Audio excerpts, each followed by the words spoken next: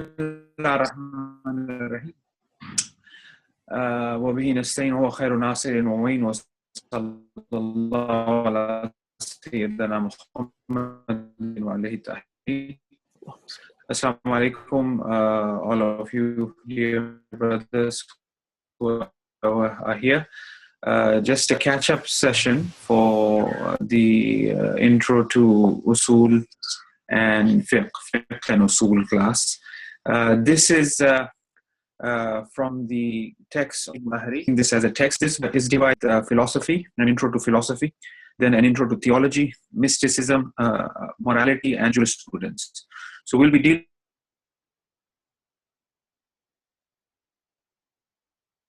who are interested in the Hawzawi studies. It's better that they go through this kind of intro first. As a matter of fact, this module is taught in the Hawza here in England.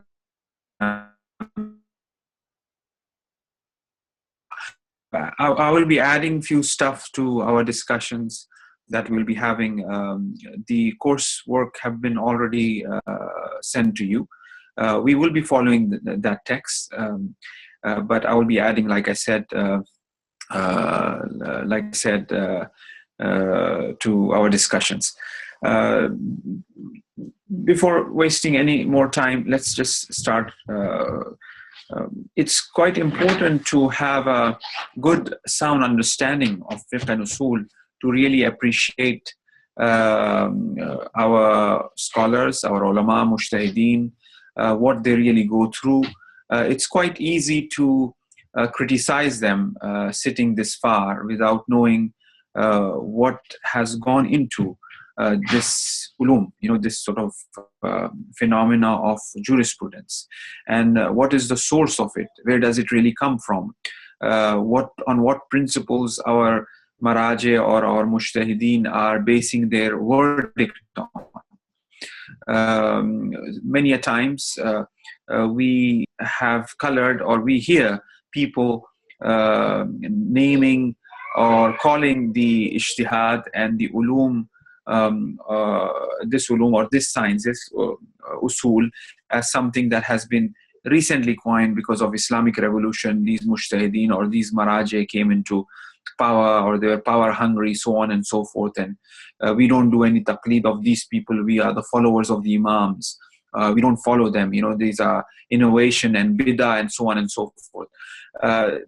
This understanding is a very shallow, and they have no idea what fiqh means. They have no idea what tafaqquh or faqahat or ijtihad means.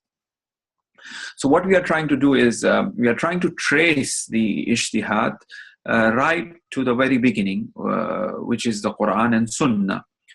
Sunnah, which includes the Sunnah of the Prophets, Sunnah of the Imams as well. Now, the word fiqh itself, as in definition to begin with, because we are dealing with jurisprudence, which means fiqh. The fiqh itself, the word fiqh itself comes from the very text, which is the Quran, which is tafaqquh.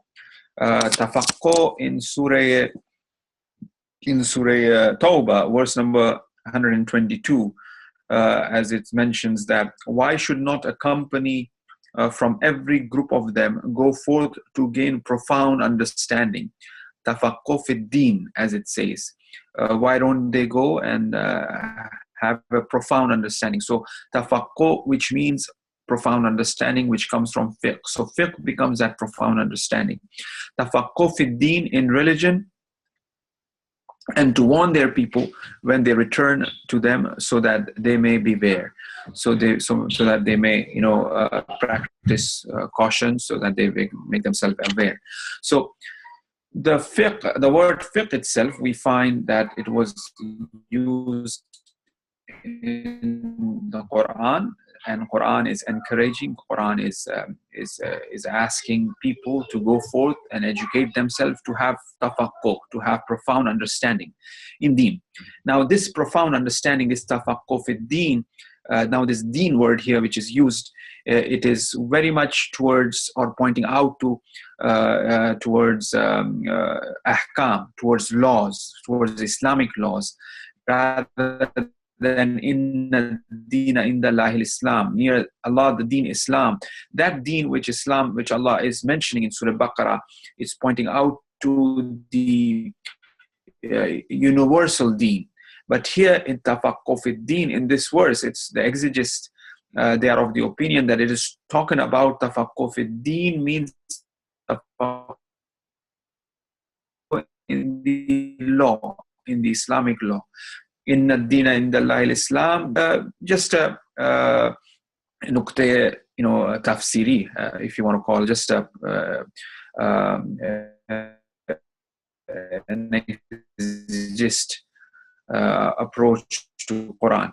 Anyway, now the word for is an expert in fiqh, a person who is doing tafaqquh. He's known as faqih.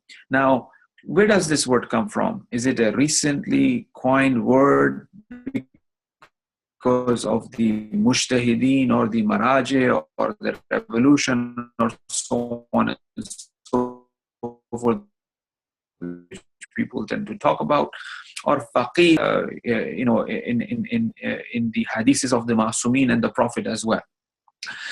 Faqih as to his companions as such, but we do find the Imams mentioning their companions as faqih. For example, the letter of Imam Hussein to Habib ibn Mazahir,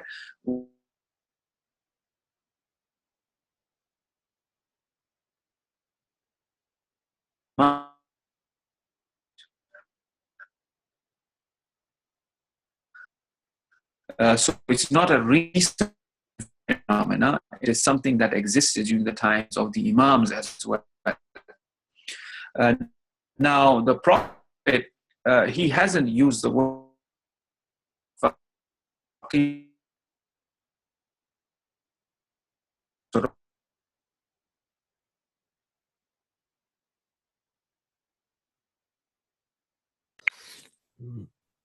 I think Maulana's voice is breaking. Is it for everyone or just I'm experiencing that? No, it is. It wasn't like this last week, from what I understand, too. I think he's at a different computer, but we're going to try to fix that for next time, inshallah. Maulana, can you hear us?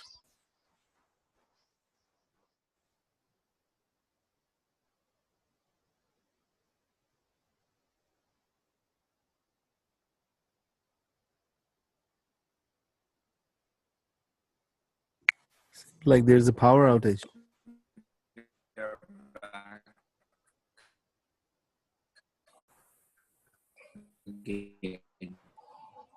I got disconnected. Okay, let's just continue. Yes. So we were saying that this was not, a word was not used by the Prophet. We do find that the Imams have used this word of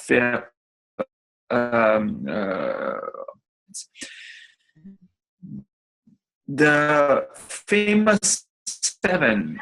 This was the who died. This was the period of Ali ibn al-Hussein.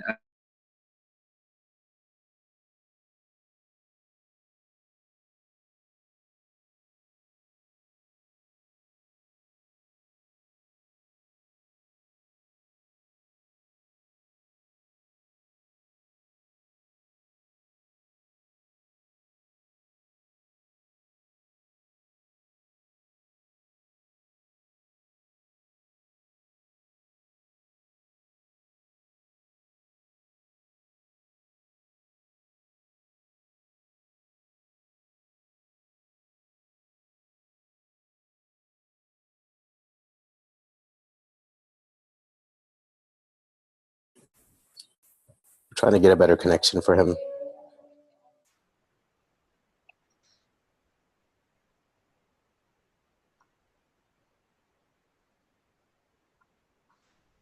Yes, I think we are back again. I think there was some sort of a disconnection. So I I will continue fuqaha during the time of the fourth Imam, who apparently died that year, and that year was known as uh, the year of jurisprudence, year of jurisprudence.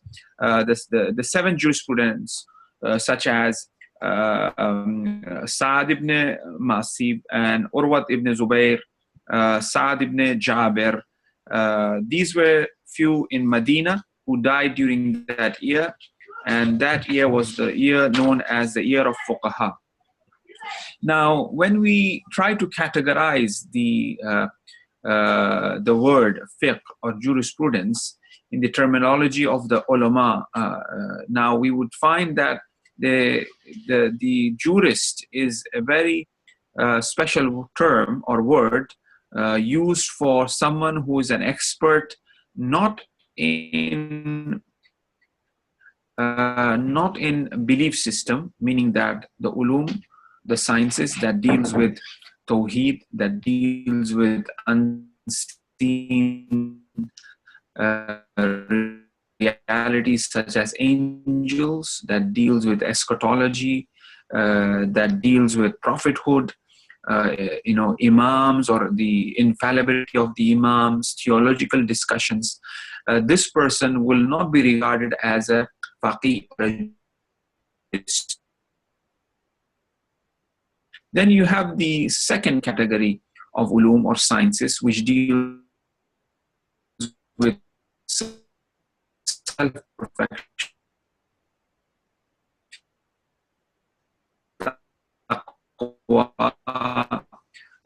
generosity, courage, sabr, patience.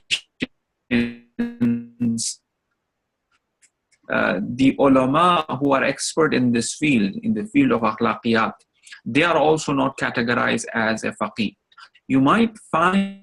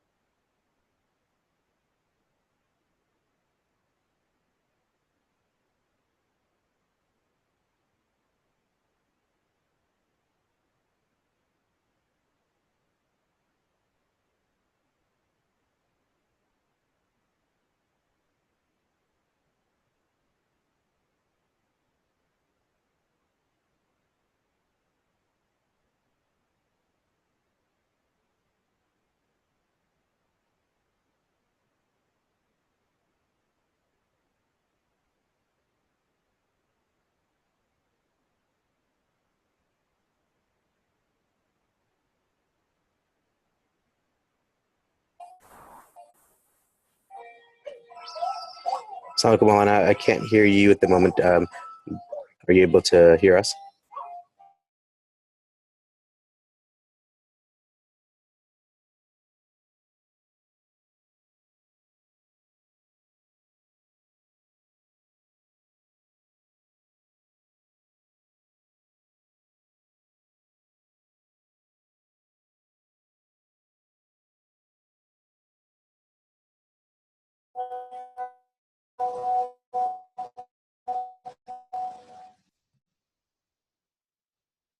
Hello?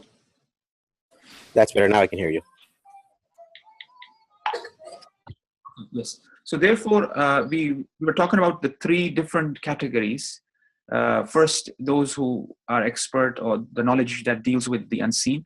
Then the second was morality, akhlaq, taqwa, sabr, and all that. And the third one is the ulum or the science that deals with law, with Islamic law, halal, haram, all of these different types of actions or the types of law that is there. So a person who is an expert in that as a faqih, the first two categories, they are not known as, there are two types of law. Let me mention you a few things here. That is, certain things you might be aware, we all are aware. For example, the 5 times of actions, the different types of wajibat that are there. But as Shahid is mentioning in this book, we have to really go through in order to follow the structure in an organized way. So now, there are 2 types of law.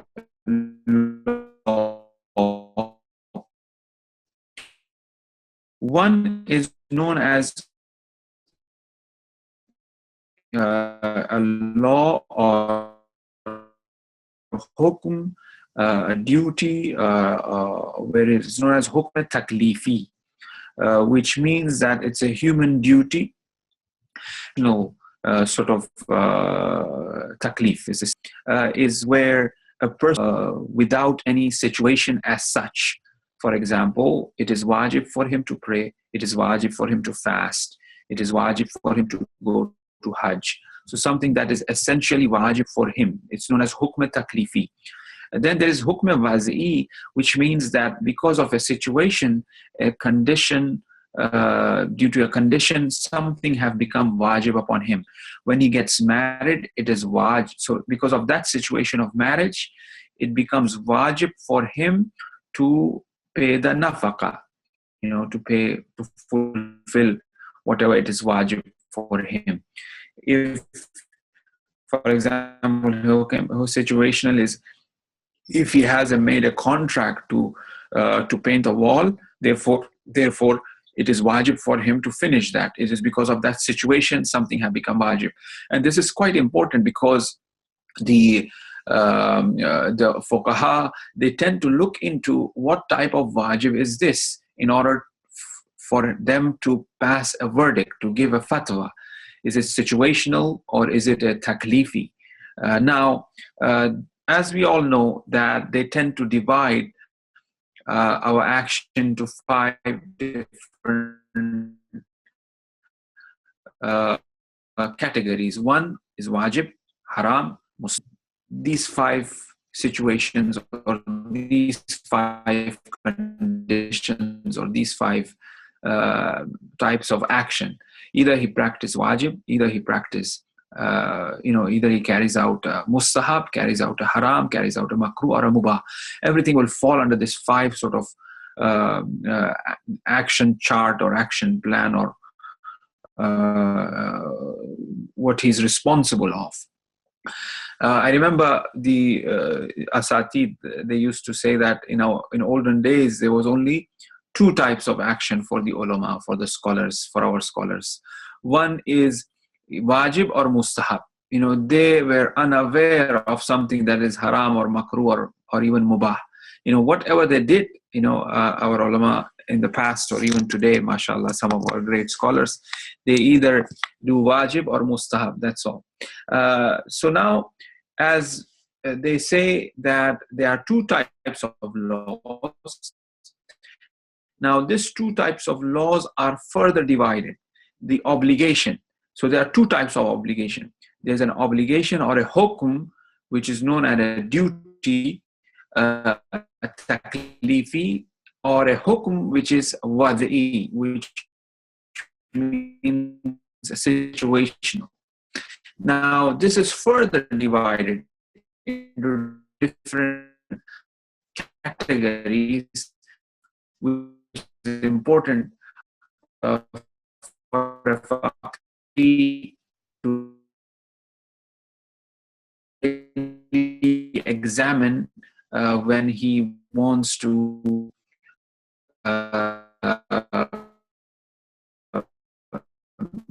pass a verdict. Number one, the type of wajib or the type of obligation is known as wajib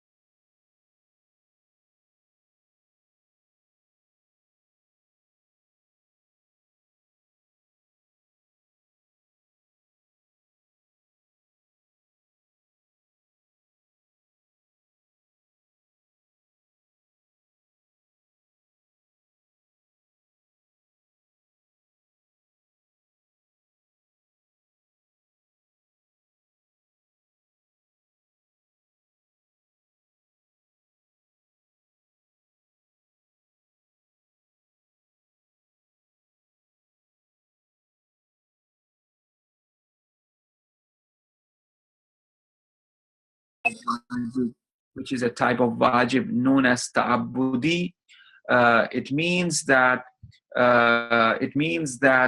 he has to have a niyat in that act of ta'abbudi. If it is tawassuli, he doesn't require to have an act. It doesn't require of him to have a niyat of qurb, of nearness. Example, when I'm praying salat, I have to make the niyat of salat qurbatan ila Allah, which is ta'abbudi. It is a type of wajib which is ta'abbudi. Number two is when it is tawassuli, means that it is wajib, but there is no niyat required in that.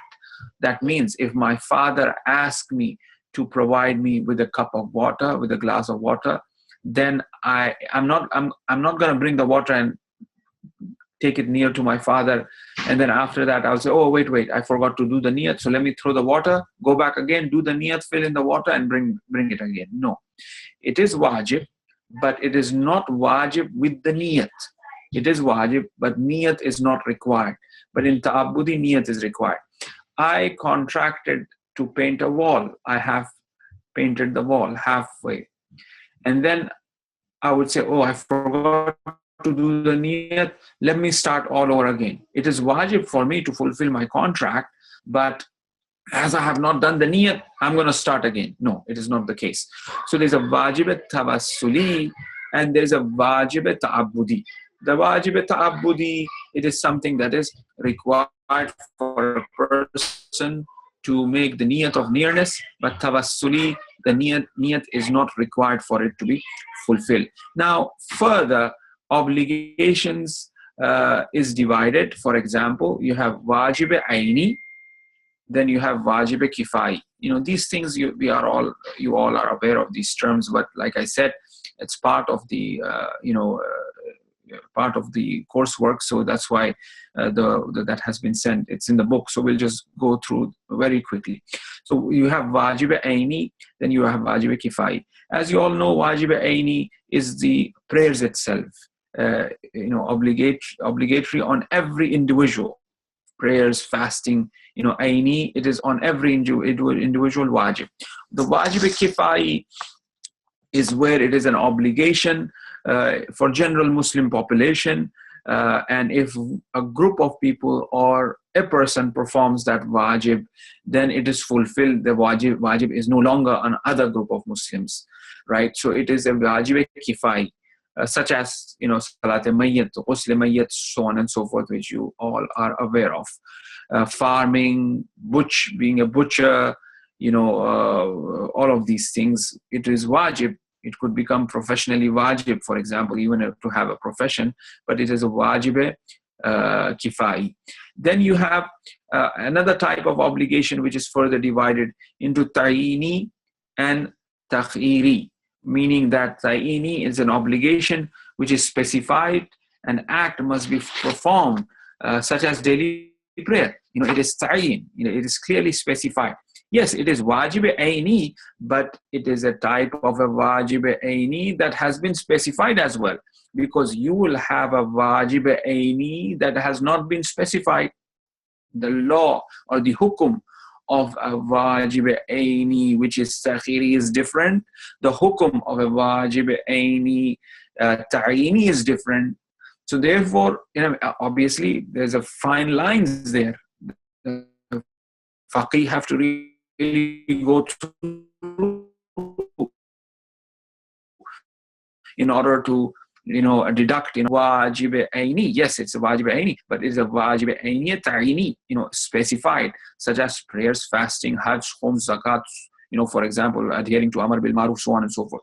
Then you have wajib aini takhiri. It is wajib aini, but it is a takhiri, an obligation where a person is given two or several sort of choices. For instance, if a person missed the fast of the month of Ramadan, he has to either fulfill, free a slave, it is wajib, or he must feed 60 people, it is wajib, or he must fast for 60 days, in 30 days must be consecutively, it is wajib. So there you have a takhiri, there you have a choice where a person, where a mukallaf can take one of them instead of being specified.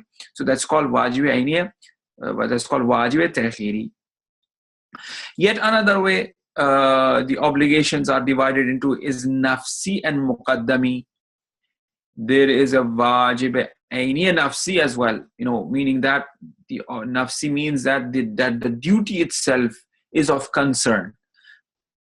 The muqaddami means an muqaddame, yani the introduction or the prerequisite of that wajib. That is not of concern. A person who have to go to Hajj, the law is not concerned of which airline will you come to Saudi Arabia to perform Hajj. The shara, Allah is concerned of that, and is concerned with the nafs amal, is concerned with the Hajj itself. He's not concerned with how you come there.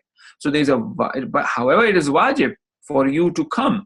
So in order for you to come to Hajj, you have to take an airlines, buy the ticket, do everything that you have to really perform. Or another example is wudu.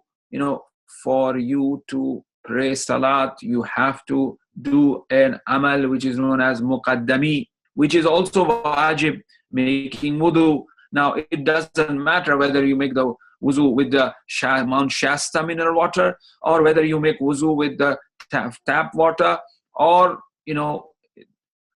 but if you look at within that making wudu as well, which is wajib, there are certain conditions that come about. The water should not be ghasbi, so on and so forth, which we don't really want to get into. But in terms of the terminology, there's a wajib, which is known as a muqaddami. So obligation,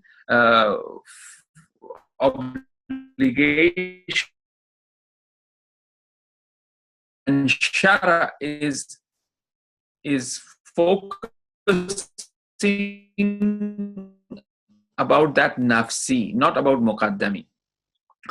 Then these are the sort of like different categories that we find, and they tend to play a major role in deduction of the law. Now, as we all know, that there's now going back onto the history of jurisprudence and jurisprudence. If you are going through that sort of the PDF that you have, you will find that now Shahid gets into the tarikh, into the history of jurisprudence and jurisprudence. Where does this really come from? What is the source of these fuqaha? Initially, we had mentioned that fiqh, tafaqqu, been mentioned in the Quran. Faqih been referred by the imams to the close companions who are knowledgeable, and fuqaha are particularly those individuals who are expert of the law, of the Islamic law. Then we also find that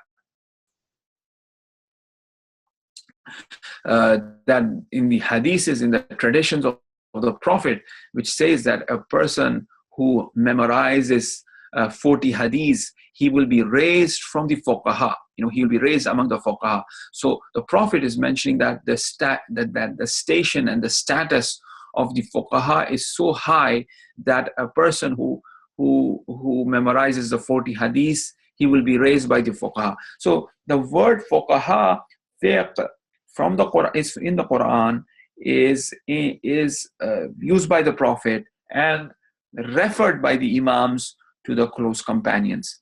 So we have seen that this term have been used in the history, and as a matter of fact, the history of jurisprudence really goes back to the history of Quran, because jurisprudence really come from the Quran itself. Fiqh really comes from the Quran itself. The laws comes from the Quran itself. So history dates back to that time. Now, the way the history of the jurisprudence or the jurist, or the transformation of jurisprudence from masters to their students, and the way they have been trained, it is very uniquely kept between the master and the student, which we do not see this type of transformation taking place in any other field. But it is only in regards to the fiqh that we find that this type of transformation have taken place, like Shaykh Mutahari mentions in some parts of this book, where he says in the section of jurisprudence that he could trace his leniency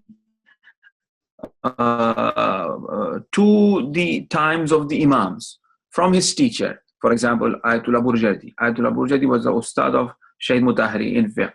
Then Ayatollah Burjadi was a student of, for example, Abul Hasan Isfahani, and so on and so forth. They could really trace their chain of masters to the time of Amirul Mu'minin, which we do not see this type of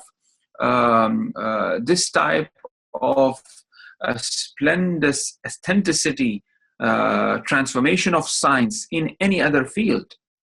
And as a matter of fact, those who become the students, they themselves are so pious, they themselves are granted that power of ijtihad, that authority to practice ijtihad, to practice, to narrate the hadith by their masters after fully understanding and after fully refining their students. Then only they are given that permission.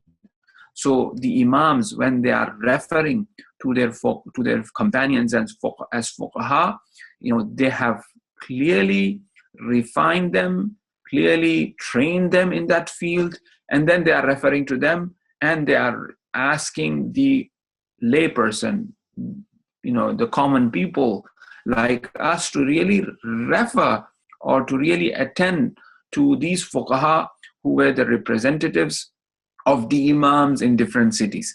So the history of fiqh or fiqahat, or jurisprudence and jurisprudence, is really fascinating. It goes back to the times of the Imams. Now, it could be divided into 4 phases, I would say. Shahid have mentioned it. He talked about 2 phases, but like I have referred to when I was preparing, I checked a couple of books. One was of Aghai Jawadi, Amali on Deen Shenasi. There he kind of also pointed out to different phases of fiqh and how it was further developed. Now, the first phase, I would call it as the time of the Imams themselves, where the chain of narrators were mentioned when a person goes and asks for a hukm, for a duty, for a responsibility, for ahkam from the companions of the Imam. They would say that, okay, I hear from Hisham ibn Hakam, and Hisham ibn Hakam told to Zurara, and Zurara heard from Imam Jafar as-Sadiq alayhi salam, and me as a Zayd or Amr or Bakr, and I'm telling you. And you will tell someone else, and you will say that I heard from Zayd, I heard from.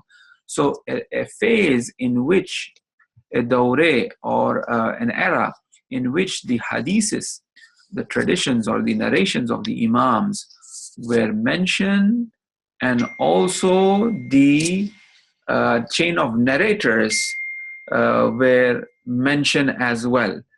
So therefore, we find that that phase where everything, the chain of narrators is mentioned. Then after that stage,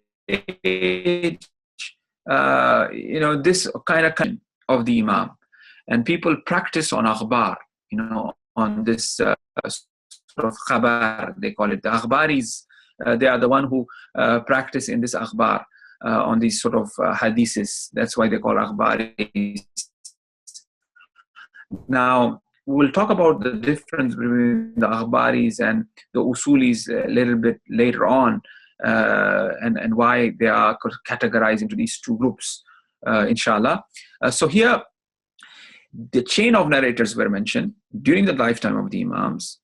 Till the minor occultation, we do find the chain of narrators were mentioned as well, like, for example, the books of Kulaini, Usul al-Kafi,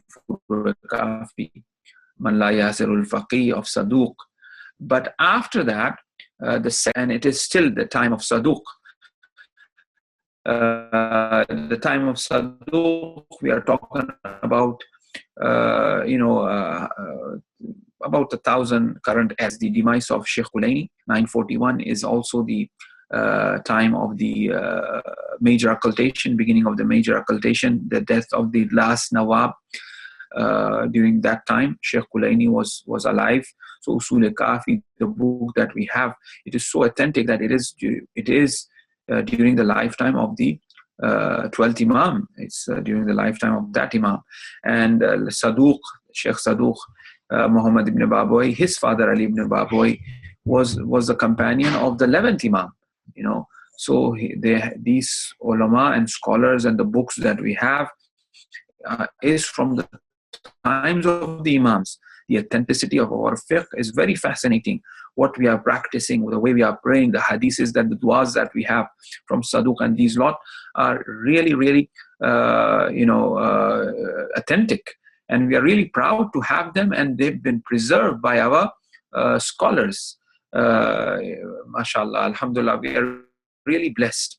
Now, the 941 AD or the 941 current era is the death of Sheikh Kulaini. And we said Saduq was also contemporary of that time. And then from there, we tend to find that the chain of narrators were subtracted. They were not mentioned. They were no longer mentioned.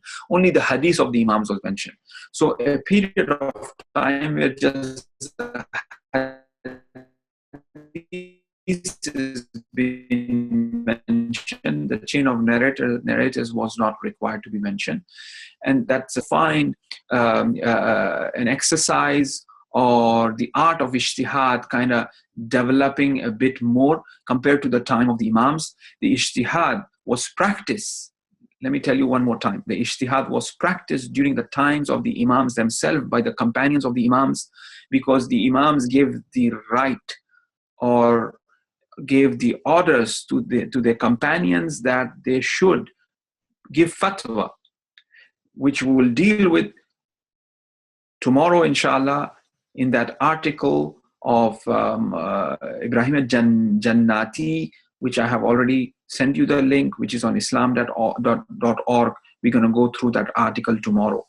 Now, after the second phase, where ijtihad is practiced, the chain of narrators is not mentioned, the third stage, where we tend to see that usul was given a proper form. Ijtihad was given a proper form. The usulis, started making principles of usul, deriving principles from the Quran and Sunnah, and using them in many affairs, because as they were falling further down from that period of the Imams, and many of the books were lost, so on and so forth. Like, for example, when we'll deal with the names of the scholars during the time of Sheikh Tusi, who was a student of Sayyid Murtuza, and Sayyid Razi, the compilers of Nahjul Balagha.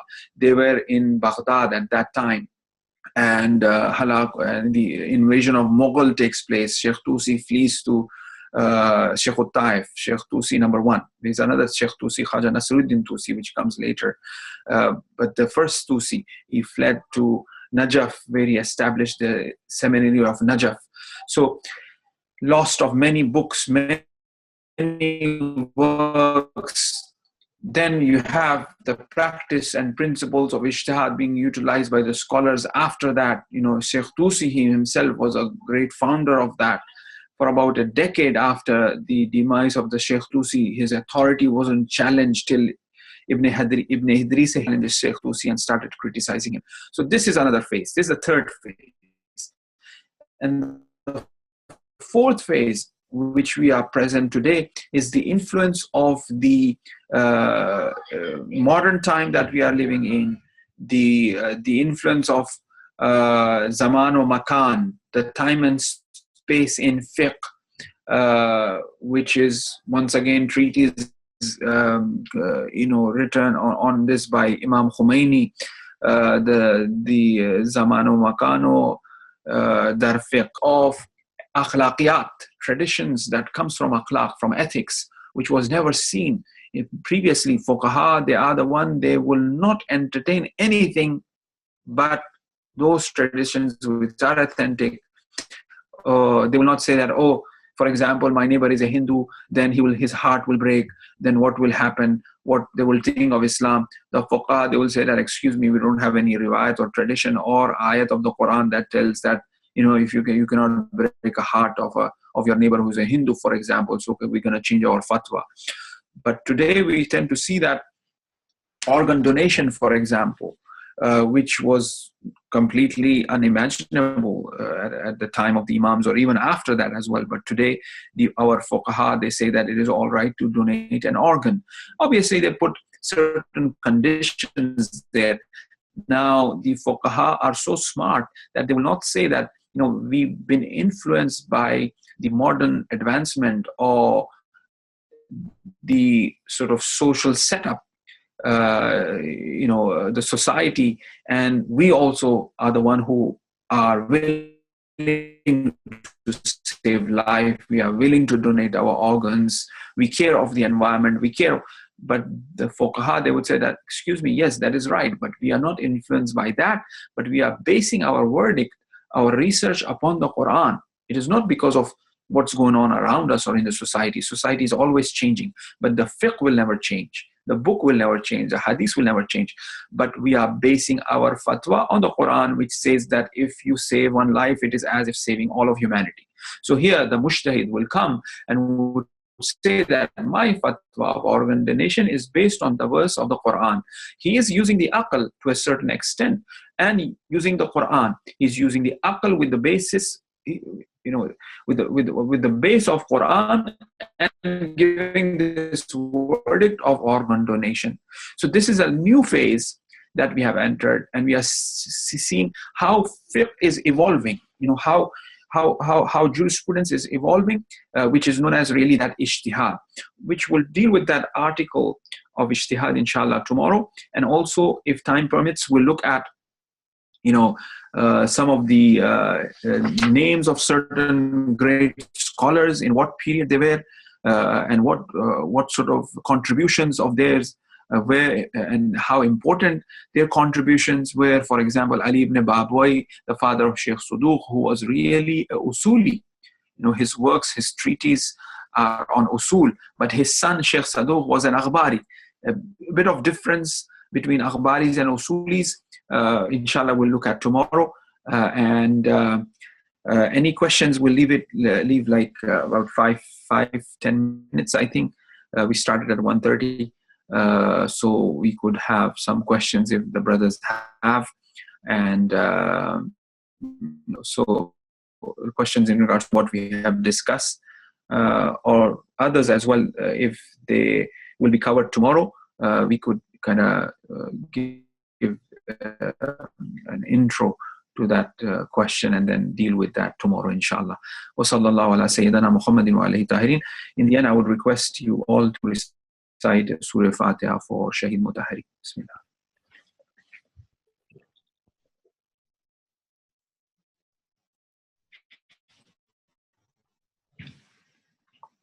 Brother Salman. Ji Maulana. Can you hear me, Maulana? Ji, I think, yeah, this is where we stopped with the other brothers. So tomorrow, as they will also join, 5 of the others, inshallah, then we could probably continue from here. Sounds perfect, If Maulana. there be any questions, Assalamu alaikum. Assalamu alaikum wa rahmatullah. Alhamdulillah. Aga qabul ho ziyarat inshallah. Inshallah. Thank you. Aga. आपने कहा आखिर में कि Sheikh Saduq was an akhbari, like it was, so Yes. like this current Sheikh Saduq that like he was buried in like Yes. the Kazmir. Yes, Sheikh Saduq, who is buried in next to Shah Abdul Azim, the famous Saduq that we have, Man La Yahzurul Faqih, one of the 4 famous books is from him. He was an akhbari. Allama Majlisi was an akhbari. Hurr al-Amili, who is buried in Mashhad, if you know, in the basement from Lebanon, he was an akhbari. But at the same time, we have contemporary of Saduq, like Sheikh Mufid, for instance. He was an Usuli who was a student of Saduq's father, Ali ibn Babawi, and Ibn Jamid Askafi, who was another Usuli, So we have this trend of akhbarism and usulism from the very beginning as well. So, like these days when we use the term akhbari, it's not like considered a good term to be akhbari. Like it means they don't believe in the ijtihad or the marjiyat and all those things. Is that? Yeah. Is that At present, akhbaris have been. It's like a derogatory term for the usulis because there aren't any true akhbaris today, and there can't be any akhbaris today. They will not be able to practice upon akhbar the way Sheikh Saduq practiced, for example. These akhbaris were different.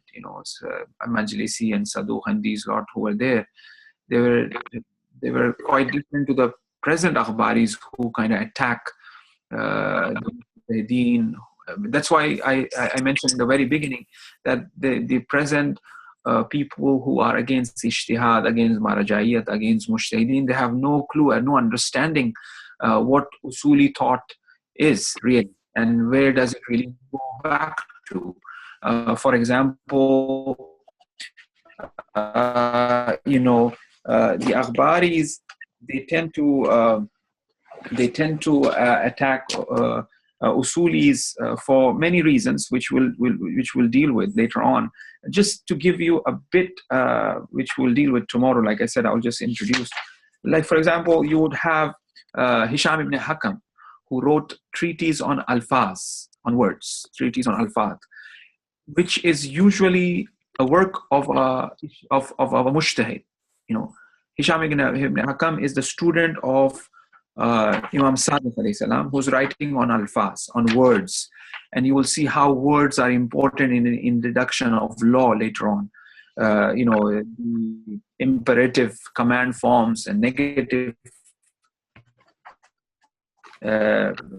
forms, which are known as nahi, which are terms that are used. So they use these sort of different principles to deduct law. Or for instance, his name was Abdul Rahman, Yunus ibn Abdul Rahman, who wrote a short treatise on usul fiqh itself.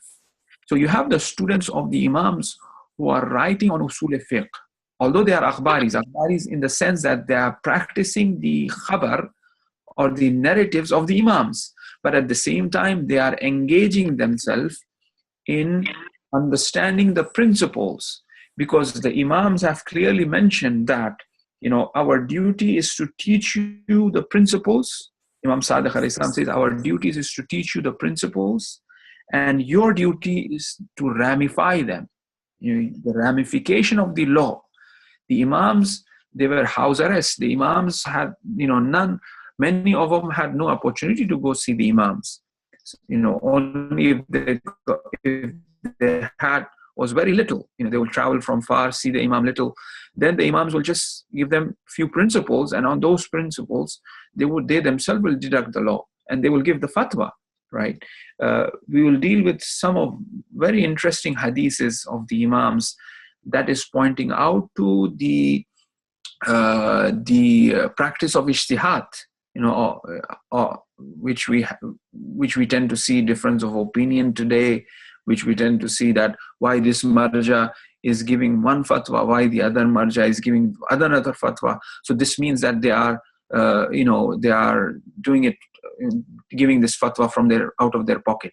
No, excuse me, that's not the case. It goes back to the times of the Imams themselves.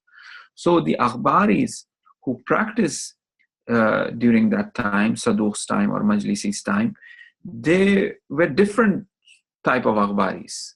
They exactly practice the hadiths of the Imams and nothing else. And they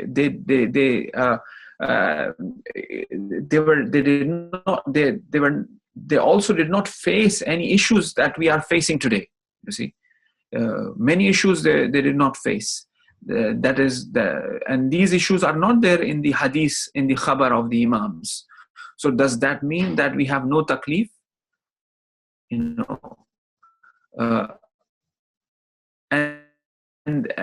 And if they are saying that we have no taklif, now who are saying that? If the true akhbaris, Saduq and all that, if they are saying that we have no taklif, then they are saying it while focusing, while looking at all of the akhbar or the hadiths, narrations that they have from the Imams. If is rabbit halal or haram? They have gone through all of the hadiths and the authenticity of it. And then finally they would say that, okay, rabbit is, for example, haram, for instance. Okay, now today is test tube baby, is stem cell research. What are, turn our face and carry? Does this mean that the Shariat and Fiqh is only contextual? Shariat and Fiqh is not universal. It was only for that period. So let's become a secularist, a modernist. Yes, the Quran is good, the laws are good, it was good for that period, but we have to really fulfill our, take care of our life according to the human rights charter or according to the present law, secular law that we have. The fuqaha, they say that, no, excuse me,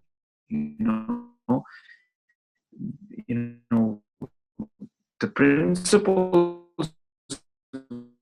were taught, and we will be using these principles. And at the same time, you have no right to do so because you do not understand the Quran, because you do not understand the akhbar.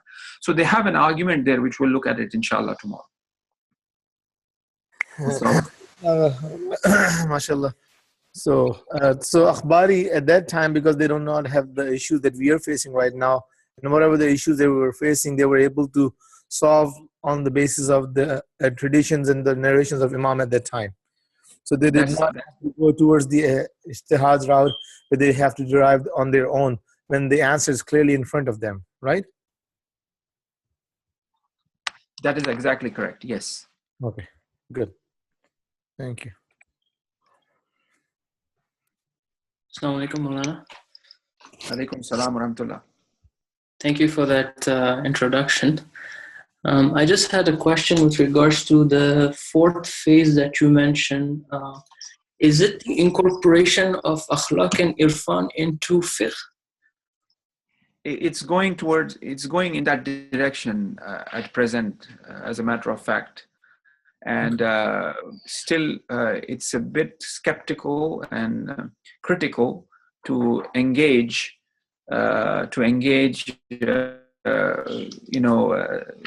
these type of ramification according to many present mujtahideen. So it's quite interesting phase that we are at. Mm-hmm. Okay. And let me add, like I mentioned this earlier, let me add this as well. The fuqaha today are very smart not to base their opinion on the social change. Somehow they will paint or somehow they will color their opinion or their verdict on, once again, on the Quran and Sunnah, because that's very dangerous. If they say you and I will basically make make decisions on this social changes, and we will call it, it's Islamic according to our understanding. See? So it's really that faqih who would decide that.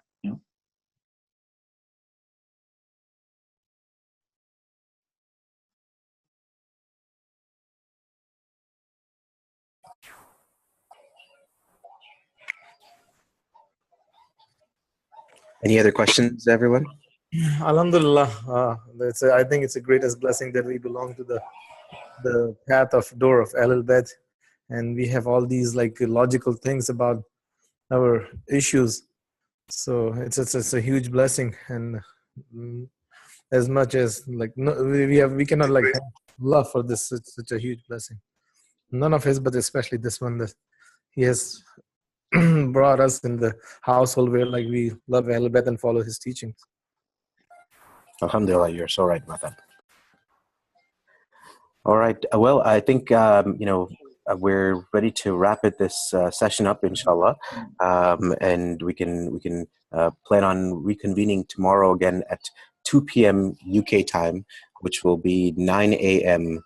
Central Standard Time and 10 a.m. Eastern Standard Time, if I'm getting that right. And inshallah, I'll send a follow-up email with the link for tomorrow. And inshallah, what I will do is I will create a recurring link. So if you can save the email that I'm going to send in a little while, that will be the recurring link to join in each week on Sunday mornings. And inshallah, Maulana, what we will do is if you don't mind, at the end of each session, telling us the assignment for next week. Like, for example, tomorrow we're going to be reading, we're going to be preparing to discuss the article, and then at the end of that, maybe you can tell us the next reading for next week, so we can be prepared with questions, inshallah. I will do that, Salman Bhai. Yes. Thank definitely. you so much. Thank you again, everybody, for your patience and bearing with us, working through the kinks here. I hope that this will be valuable, inshallah. I will try to piece the video together and send it out to everybody soon. Thank you very much, Salman Bhai, and thank you, everyone. Thank you. Thank you, Master Dua. Thank you. Allah Hafiz. Hafiz.